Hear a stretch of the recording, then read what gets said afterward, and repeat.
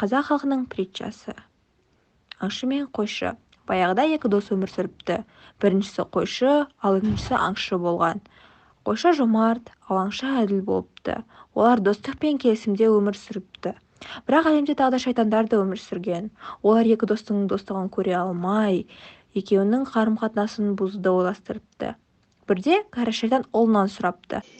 Оғлым, дүниеде дұрыс жолдан адаспаған адамдар қалды ма? Әлі де біздің құлыққа берілмеген адамдар бар. Бұл аңшы мен қойшы. Осы екеуін өзімізге қаратсақ, өздері-ақ адасады деп ойлаймын. Ол үшін олардың дүниесіне кіріп, бір-біріне деген дұшпандық сезімін ояту қажет. Шайтандар дәл осылай жасап достарды ұрыстырады. Біраз уақыт өткен соң аңшы мен қойшы мүлдем жауға айналады.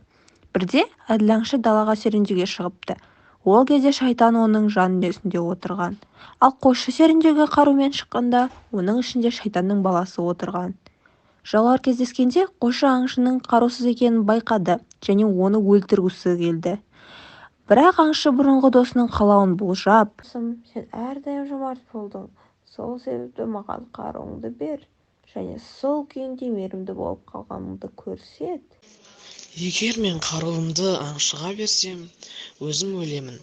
Ал егер де дұшпанның өтінішін орындамасам, абыройсыз болып қаламын. Әрине, менің қылышымды ал, бірақ есіңде болсын, сен де маған әділдігіңді дәлелде. Қаруды алған аңшы қойшыны өлтірмекші болды, бірақ досының әділдік туралы әңгімесі есіне түсіп кетті және бұрынғы досын өлтірудің орнына оған жүгіріп барып оны құшағына қысты.